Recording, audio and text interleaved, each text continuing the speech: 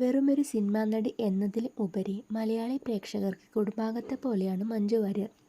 മറ്റു നടിമാരെപ്പോലെ മഞ്ജുവും ദിലീപുമായുള്ള വിവാഹശേഷം ഏകദേശം 15 വർഷത്തോളം സിനിമയിൽ നിന്ന് വിട്ടുനിന്നു.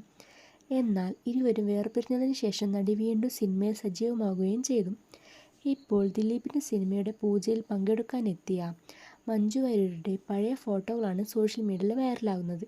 സെലിബ്രിറ്റി ഫോട്ടോഗ്രാഫറായ ജയപ്രകാശ് പയ്യന്നൂരാണ് തൻ്റെ ശേഖരത്തിലുള്ള മഞ്ജുവിൻ്റെ പഴയ ഫോട്ടോകൾ സോഷ്യൽ മീഡിയയിൽ പങ്കുവച്ചത്. 2005 ജോഷി സാറിൻ്റെ സിനിമയുടെ പൂജാ സമയത്ത് എടുത്ത മഞ്ജു വാര്യരുടെ കുറച്ച് ഫോട്ടോകൾ എന്നാണ് ജയപ്രകാശ് നൽകിയ ക്യാപ്ഷൻ. ഏത് സിനിമയുടെ സെറ്റാണെന്ന് അദ്ദേഹം വ്യക്തമാക്കിയിട്ടില്ല.